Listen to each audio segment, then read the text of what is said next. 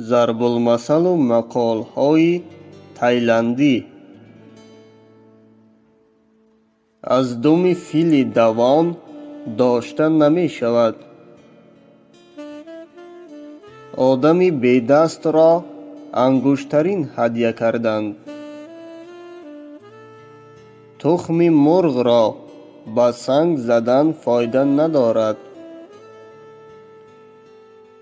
در کشور بالدارها سراسیمه نشو.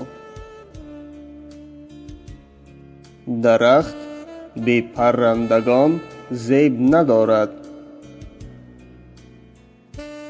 10 عقیده به یک تجربه برابر نیست.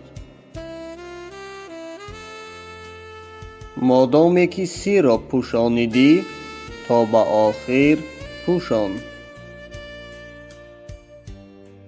اگر کور را راه بلد شود از جنجال خلاص نیست.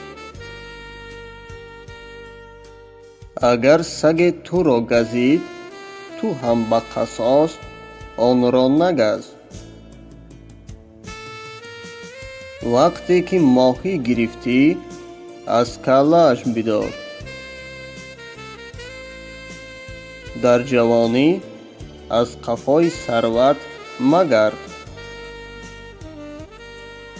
از دوستت آنچه را که دوست می دارد مپرس. لباس را از روی متایش انتخاب کن. سخن بی عمل تندور بی باران. با 2 دست 3 ماهی داشته نمی شود. معلم را در رو برویش تعریف می کنند، دوست را در غایبش. برای بها دادن به فیل به آن سوار شدن در کار. کار مشکل را در پیش گذارو، کار آسان را در قفا.